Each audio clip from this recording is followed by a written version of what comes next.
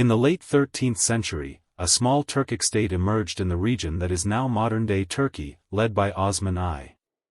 At that time, Anatolia was surrounded by fragmented Turkic beyliks, a weakening Byzantine Empire, and the declining Seljuk Sultanate of Rum. In these turbulent conditions, Osman used his political intelligence and military strategy to transform this minor principality into the foundation of a vast and powerful empire within just a few generations. In the beginning, Osman gathered Turkic warriors and fighters from different regions by promising them spoils of war. His continuous victories increased his reputation so much that warriors began joining him willingly. A defining feature of the Ottoman rulers was their preference for political and military advantage over religious or ethnic loyalty. They sided with certain powers when beneficial, and turned against them when the time was right.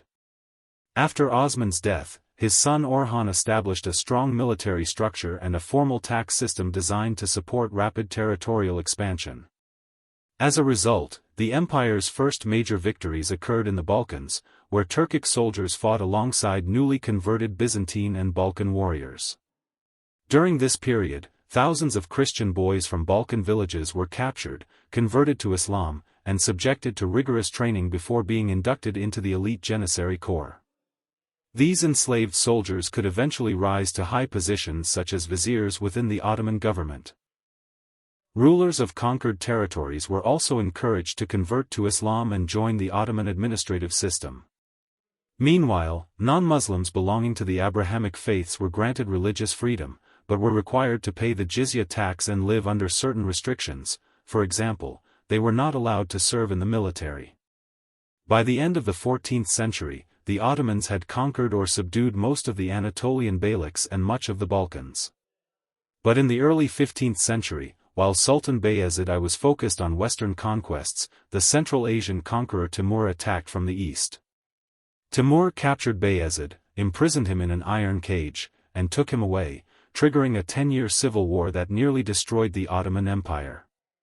Later, Sultan Murad II restored strength to the empire, though he failed to achieve one of his greatest ambitions, the conquest of Constantinople. This dream was taken up by his son, Sultan Mehmed II, known as Mehmed the Conqueror, who made it the mission of his life. In preparation for the attack, he commissioned a Hungarian engineer to build the world's largest cannon, ordered Serbian miners to dig tunnels beneath the city walls, and hauled ships over land to attack from an unexpected direction. In the spring of 1453, Sultan Mehmed the Conqueror completed the siege and successfully captured Constantinople. The city became the new Ottoman capital and soon became widely known by its Greek name, Istanbul, meaning, to the city. At the time of its conquest, Constantinople was in decline, but under Ottoman rule it flourished again. Daily life in Istanbul echoed with Greek, Turkish, Armenian, Persian, Arabic, Bulgarian, Albanian, and Serbian. The renowned architect Sinan adorned the city with magnificent mosques and grand structures. This Ottoman progress also influenced Europe, including the introduction of coffee. This era marked a golden age of economic prosperity, artistic achievement, architecture, and trade.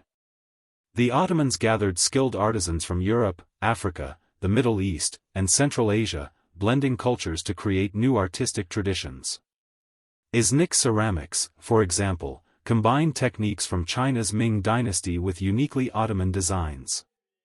The Ottoman Empire continued to expand over the following centuries, strengthening its hold over trade routes and extending its political influence.